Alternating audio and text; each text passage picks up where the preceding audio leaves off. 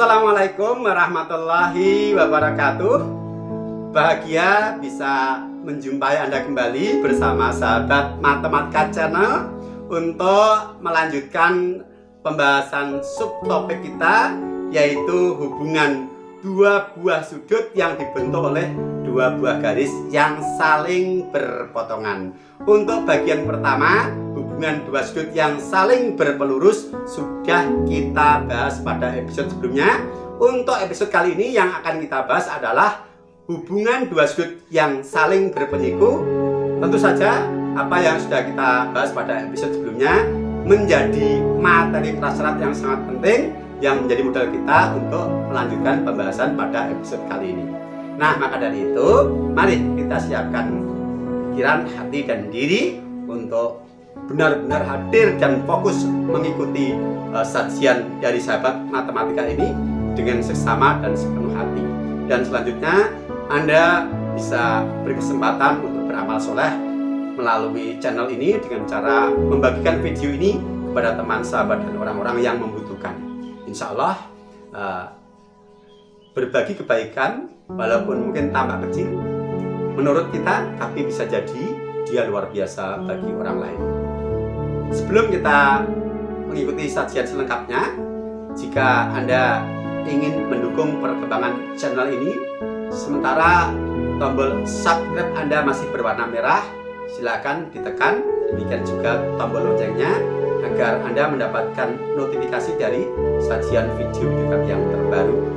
Dan juga like, komen, dan share sehingga orang lain juga bisa merasakan manfaat dari kehadiran video ini.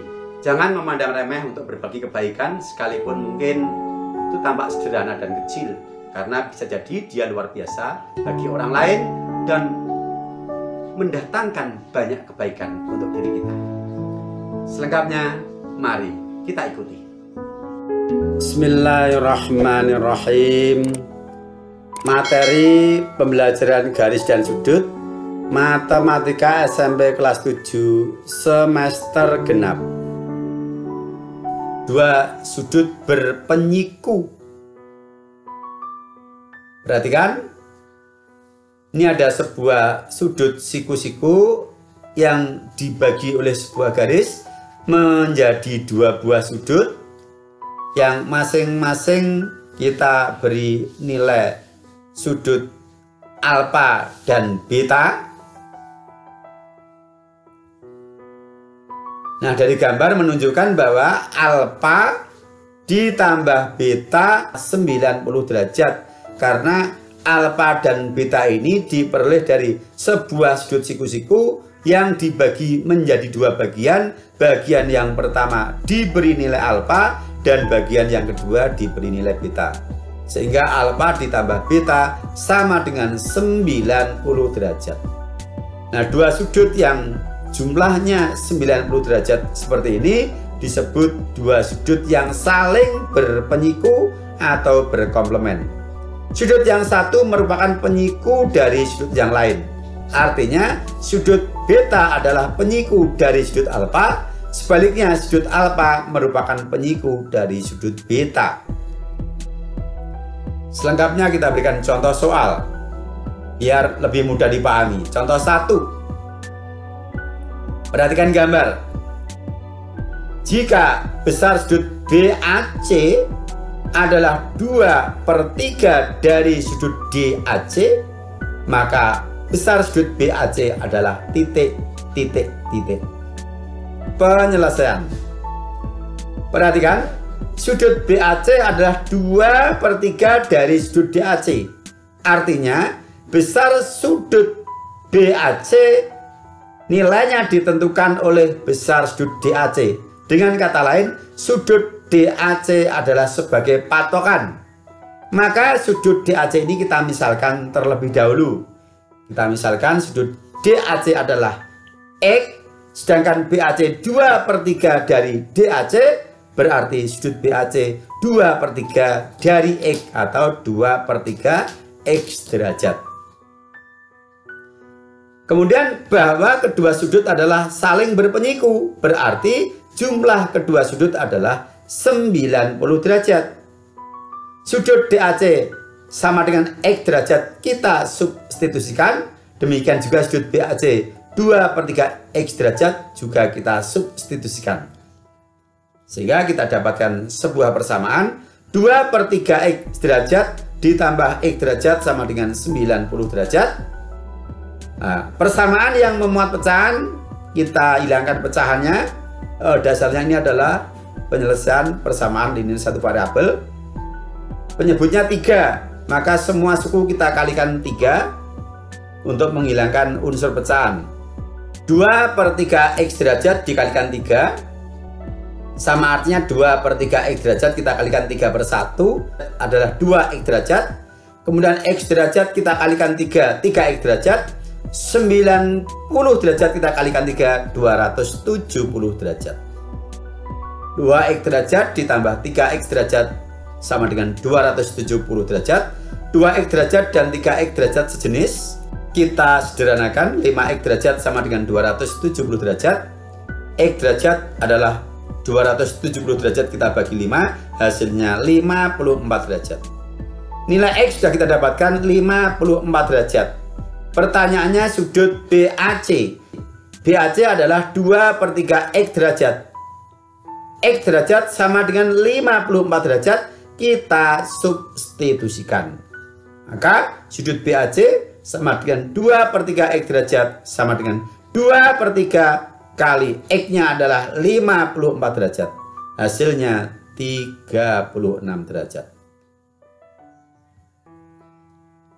Atau bisa juga dari pengalaman sebelumnya pada soal berpelurus, sudut BAC sama dengan 2/3 sudut DAC. Itu dapat kita nyatakan dalam bentuk perbandingan sudut BAC per sudut DAC sama dengan 2/3. Kemudian sudut BAC per sudut DAC sama dengan 2/3 bisa kita nyatakan sebagai bentuk perbandingan sudut BAC banding sudut DAC sama dengan 2/3. Sedangkan sudut BAC dan sudut DAC adalah berpenyiku, maka jumlahnya 90 derajat. Jumlah kedua sudut 90 derajat, perbandingannya 2/3, yang keseluruhannya ada 5 bagian. 2 bagian untuk sudut BAC dan 3 bagian untuk sudut DAC dari sudut 90 derajat. Maka sudut BAC yang di sini adalah 2 bagian, sedangkan keseluruhannya yang nilainya 90 derajat adalah 5 bagian, maka sudut BAC sama dengan 2/2 tambah 3 kali 90 derajat sama dengan 2/5 kali 90 derajat sama dengan 36. Hasilnya sama kan? Nah, silakan Anda mau pakai cara yang mana yang Anda merasa nyaman. Dua-duanya boleh. Dan dikuasai dua-duanya lebih bagus. Contoh 2. Perhatikan gambar. Besar sudut pelurus dari sudut AQC adalah titik-titik. Sudut AQC.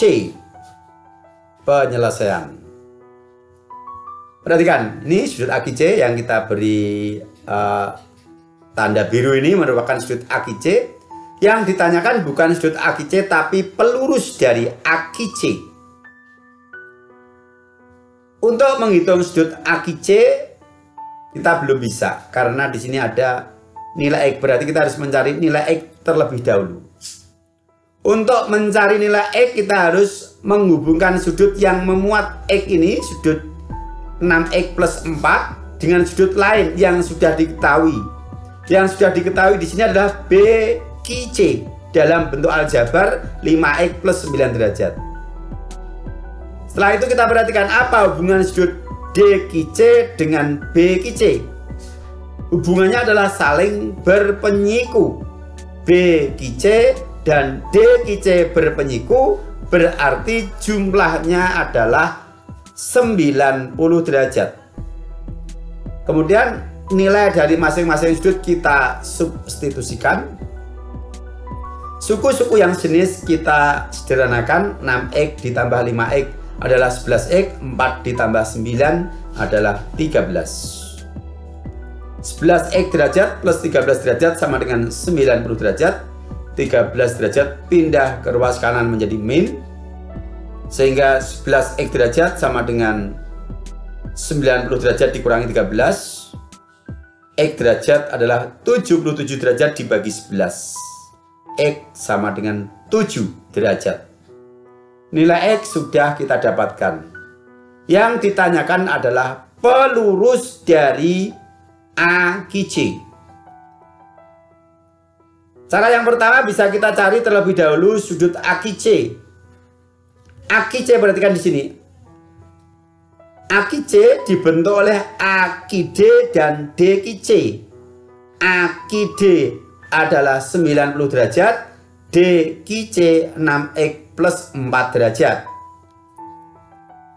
Nah, kemudian X-nya adalah 7 derajat. Kita substitusikan sama dengan 90 derajat ditambah 42 derajat ditambah 4 derajat, hasilnya 136 derajat. Yang kita dapatkan sekarang adalah sudut AQC. Sedangkan yang ditanya adalah pelurus. Pelurus AQC artinya sudut yang melengkapi AQC agar kalau dijumlahkan dengan AQC hasilnya 180 derajat. Ingat, dua sudut berpelurus adalah jumlahnya 180 derajat. Dengan demikian, pelurus dari AQC adalah sisa dari 180 derajat dikurangi AQC, yaitu 136 derajat. 180 derajat dikurangi 136 derajat sama dengan 44 derajat. Atau dengan cara lain, perhatikan pada gambar, kembali sudut AQC yang kita beri tanda biru ini. Siapa pelurus AQC? Pelurus AQC adalah sudut BQC. Mengapa? Karena sudut AQC ditambah sudut BQC merupakan sebuah sudut lurus. Dengan kata lain, kedua sudut ini berpelurus. Dengan demikian, sudut BQC adalah pelurus dari AQC. Maka kalau yang ditanyakan adalah pelurus dari sudut AQC, yang dimaksud adalah besar sudut BQC. Nah, pelurus AQC adalah sudut BQC yang di sini dinyatakan sebagai 5x plus 9. Kita substitusikan nilai X sama dengan 7, sehingga sudut BQC sama dengan 5 kali 7 derajat ditambah 9 derajat, 35 derajat ditambah 9 derajat, hasilnya 44 derajat. Sama kan? Pelurus AQC adalah 44 derajat. Baik, contoh 3. Perhatikan gambar. Loh Pak, kok soalnya sama? Iya, gambarnya sama, kemudian yang diketahui sama, tapi pertanyaannya beda. Besar sudut pelurus dari DQC. Kalau tadi pelurus AQC, itu bisa dilihat pada gambar. Siapa pelurus AQC? BQC. Tapi kalau pelurus DQC, di gambar ini tidak ada. Maka kita harus mencari sudut DQC terlebih dahulu dan harus didahului menentukan nilai X terlebih dahulu. Kita lakukan dengan cara seperti sebelumnya. Berarti kita menghubungkan DQC dan BQC yang saling berpenyiku. Jumlahnya adalah 90 derajat. Kita substitusikan. Langkah-langkahnya sama dengan sebelumnya karena memang bilangan-bilangannya sama. Sehingga kita dapatkan X sama dengan 7 derajat. Nah, di sini mau tidak mau kita harus mencari nilai sudut DQC terlebih dahulu. Karena pelurus dari sudut DQC pada gambar tidak diketahui. Sudut DQC adalah 6x derajat plus 4 derajat. Kita substitusikan nilai X sama dengan 7 derajat menjadi 6 dikali 7 derajat ditambah 4 derajat, 42 derajat ditambah 4 derajat, 46 derajat. Sudut DQC adalah 46 derajat. Pelurusnya berarti adalah sisa dari 180 derajat dikurangi 46 derajat. Hasilnya sama dengan 134 derajat. Jadi pelurus dari sudut DQC adalah 134 derajat. Oke? Jadi sengaja memang saya mengambil soal yang sama untuk membedakan cara mengerjakan contoh 2 dengan contoh 3. Kalau contoh 2 tadi bisa langsung mencari sudut BQC sebagai pelurus dari AQC, tetapi kalau contoh 3 ini kita harus menghitung dulu nilai DQC, baru kita menentukan siapa pelurusnya, yaitu dengan cara 180 derajat dikurangi sudut DQC yang sudah kita dapatkan. Baik, mudah-mudahan bisa dipahami dengan baik. Sampai berjumpa di episode selanjutnya. Assalamualaikum warahmatullahi wabarakatuh.